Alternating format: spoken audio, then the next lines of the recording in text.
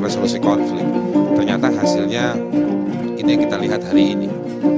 Lalu juga perlakuan terhadap saudara-saudara kita yang dari Papua, saya pikir tidak berubah. Respon peristiwa atau respon dari 1-2 minggu belakangan ini itu menunjukkan itulah masalah kita. Jadi sebetulnya harusnya kita ngambil pembelajaran yang baik dan tenang dari situasi yang terjadi belakangan ini. Tetapi cara meresponnya juga menggambarkan problem kita melakukan treatment terhadap Papua dari kurun waktu yang panjang tadi. Jadi saya khawatir apa yang dilakukan oleh pemerintah hari ini justru sebetulnya business as usual. Kirim pasukan, bikin operasi. Teman-teman dari Papua dari kemarin saya setiap malam dapat laporan ada kekerasan gara-gara respon tersebut. Saya memilih untuk, mereka minta saya bicara tapi saya bilang saya memilih untuk mengatakan ada peristiwa kekerasan dari penanganan keamanan dari beberapa hari ini. Jadi saya mau mengatakan bahwa satu poin apa yang dilakukan pemerintah hari ini tidak ada yang merubah yang sudah dilakukan pemerintah di Jakarta kepada keluarga kita, saudara-saudara kita yang ada di Papua selama belasan atau bahkan puluhan tahun. Jadi pendekatannya pendekatan kekerasan lagi, keamanan lagi. Banyak contoh, internet dianggap sebagai media menyebar provokasi. Internet itu kan alat. Yang pakai internet juga pendeta juga pakai. Di Papua juga banyak orang baik. Kalau satu Papua internetnya dimatikan, itu artinya kita meyakini, dari Jakarta meyakini satu Papua orangnya provokator semua. Lalu kemarin dilarang demonstrasi. Demonstrasi itu dilarang dalam konsep hak asasi manusia. Demonstrasi itu boleh dilarang, dibatasi, tapi ukurannya jelas. Tapi ketika kemarin dilarang, ukurannya apa? Dalam situasi apa, di mana lokasinya, dan treatmentnya apa? Katanya kita punya perkap, peraturan Kapolri tentang penanganan tindakan anarkistis. Apakah itu sudah diberlakukan? Jadi menurut saya treatment yang dilakukan oleh pemerintah menurut saya salah hari ini. Dia mengulangi situasi-situasi yang membuat suka dan duka buat orang Papua selama ini.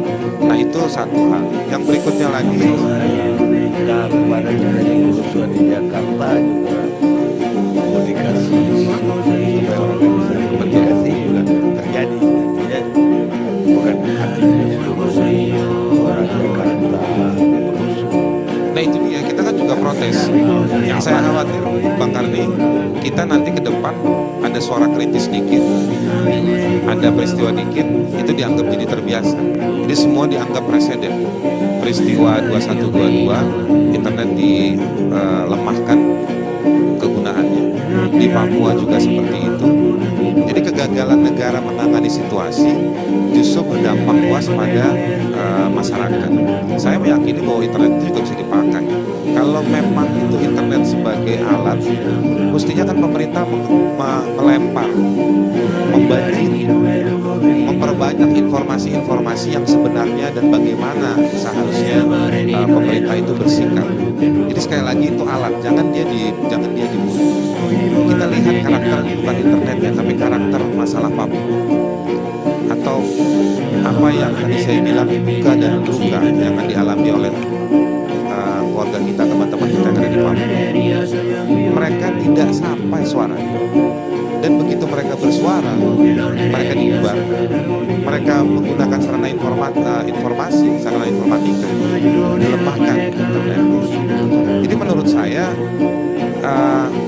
gimana mau dialog, sarana komunikasinya dibunuh, gitu. Jadi ada kekhawatiran. Dan juga saya mau mengatakan juga bahwa apa yang dilakukan seharusnya di hari-hari ini adalah lebih mengedepankan bagaimana upaya negara menyelesaikan problem Papua, bukan sekedar menanggulangi situasi hari-hari ini. Situasi hari-hari ini dia akan berlomba dengan kebaikan dan kecerdasan negara menangani soal Papua. Kalau negara muncul bukan sekedar sekedar mukanya, bukan sekedar dia presensi datang ke Papua, tapi dia hadir dengan kebijakan dan rencana. Saya pikir itu akan luar biasa. Itu yang nanti akan meniadakan, atau bahasa yang akan lebih kerasa saya mau bilang, membunuh hasrat-hasrat jahat yang selama ini kita anggap ada di orang-orang Papua ini. Ini kan pikiran-pikiran kotor kita di Jakarta yang melihat bahwa nih yang rambutnya keriting, kulitnya hitam bermasalah, pasti minta merdeka, teriak M. Saya kasih contoh, yang rambutnya lurus, kulitnya sawo matang, begitu dia teriak Papua, gak ada masalah. Tapi dulu dan hingga hari ini, kalau rambutnya keriting, kulitnya hitam, teriak Papua, teriak soal hak asasi di Papua, pelanggaran HAM di Papua, ditangkap dan dibubarkan. Sarana yang dipakai sarana damai. Tadi yang Mamat bilang betul, banyak asrama-asrama mahasiswa Papua itu yang digerayangi. Itu bukan cerita baru, cerita yang sudah bertahun-tahun terjadi di mana-mana. Asrama yang di Halim, asrama yang di Surabaya, yang di Jogja, di Bandung. Jadi memang persepsi kita kacau gitu. Jadi persepsi kita pertama yang diidentifikasi fisiknya, bukan materinya. Sama juga saya mau ngeritik kepada TV One. Tadi malam bikin acara, yang saya lihat juga di TV lain sama acaranya seperti itu. Tapi yang dikedepankan adalah identitas Indonesia, yang menurut saya bahwa orang Papua merasa bahwa kenapa ketika kita teriak masalah substansi soal pelanggaran hukum, diskriminasi, pelanggaran hak asasi manusia, kerusakan lingkungan, soal perburuan, setiap kita teriak yang dituduh kamu Papua, kamu ujungnya berbahaya, minta merdeka, dan yang dikedepankan sekali lagi identitas merah putih. Tidak ada yang salah dengan merah putih, tidak ada yang salah dengan NKRI, tidak ada yang salah dengan Indonesia. Tetapi yang salah ketika kita menutup kuping kita dan mata kita untuk melihat masalah yang substansial. Kapan kesempatan itu ada? Nah, itu yang juga terjadi di lapangan. Yang terjadi di lapangan, mobilisasi merah putih sekarang dibenturkan dengan teman-teman yang rambutnya keriting dan kulitnya hitam. Dan ini bahaya buat teman-teman yang tidak keriting dan tidak hitam kulitnya, tapi dia tidak juga pusing dengan masalah ini karena dia masih bertarung hidup, tapi tinggalnya di Papua jadi korban juga. Nah, kalau saya mohon maaf tadi Ibu Dewan, saya kurang sepakat kalau misalnya melihat yang punya toko dan lain. Memang antropologi orang Papua tidak bukan toko. Tetapi kalau kita mau kritis terhadap para pendatang, saya mau kritik adalah kita harus melihat pendatang yang tidak terlihat, yang mengambil tambang di Papua, merusak lingkungan di Papua, tidak bayar buruh tenaga kerja di Papua, tidak mengalihkan teknologi buat orang Papua. Dan ini bertahun-tahun. Problemnya Papua menurut saya, orang semua melihat Papua sebagai tempat untuk diinjak-injak, lalu dikorek isi tanahnya, dibawa kabur. Kalau cuma berdebat soal 92 triliun, tidak ada rumah sakit Siloam atau tidak ada rumah sakit apapun, murah. Yang diambil dari Papua itu jauh dari 92 triliun, jauh lebih mahal, tapi duitnya kemana?